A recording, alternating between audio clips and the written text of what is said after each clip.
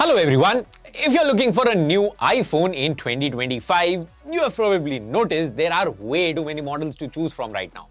From the latest iPhone 16 Pro Max to the 16 and 16e, and even the iPhone 14, which is still on sale. So today, I thought I should simplify things for you.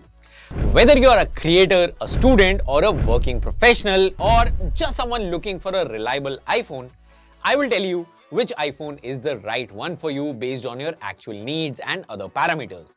We'll talk prices, use cases, and yes, some of the quirks you should know before buying an iPhone. So let's begin.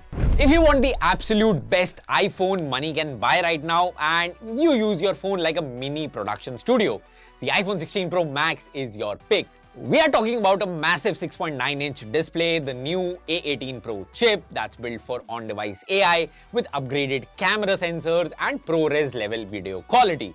This iPhone isn't for casual users, it's for power users, photographers, filmmakers, or anyone editing 4K video on the go. But if that size feels a bit too unwieldy, the iPhone 16 Pro is probably a smarter choice if you think the Max is too big and the regular 16 isn't pro enough. You still get that A18 Pro chip, the high refresh rate display, pro level camera tech including a better telephoto and ultra wide, and most Pro Max features but in a more compact size. If you're someone who takes a lot of photos, works from your phone, uses multitasking features, or run a lot of graphically heavy apps or games, this one hits the sweet spot of power and practicality. Now, if you're not into pro-grade cameras or editing 4K videos, the iPhone 16 Plus makes a lot of sense. You get excellent battery life, a bright 6.7-inch display, and the same A17 chip that powered last year's Pros, all at a much more accessible price point. But here's the deal. The screen is still 60Hz. There's no telephoto lens, and unless you're coming from something like an iPhone 12 or 14, the upgrades won't wow you. So, who's this for? Ideal for students, Netflix lovers, the occasional mobile gamer, or even parents, anyone who just wants a large, long-lasting iPhone.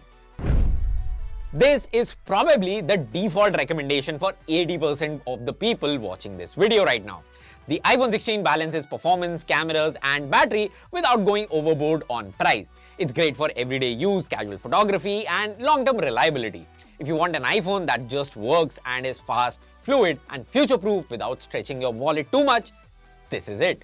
Don't ignore last year's iPhones. The iPhone 15 and 15 Plus still offer serious value. You get dynamic island, great cameras, and the same A16 chip as the 14 Pro series. Choose between regular and Plus model based on how big a screen you want.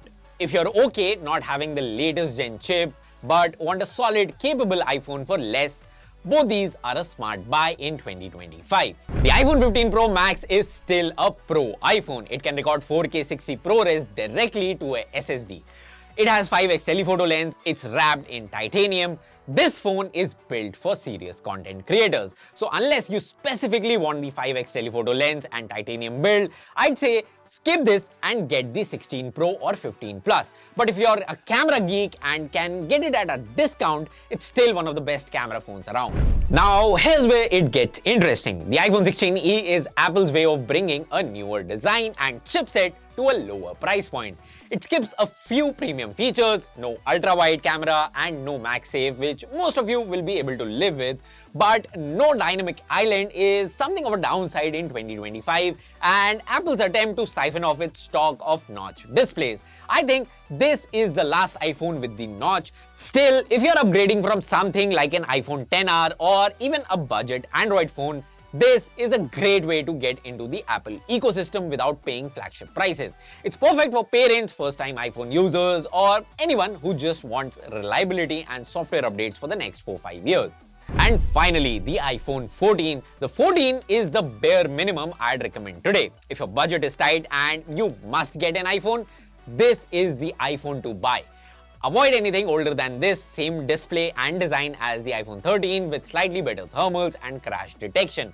ideal for those who want an iPhone mainly for social media, messaging and light usage. So that's the full lineup. Let's recap quickly. iPhone 16 Pro Max and 15 Pro Max for creators and power users. 16 Pro for power users who want compact performance. 16 Plus for binge watchers, students and casual users. 16, which is a smart buy for most people.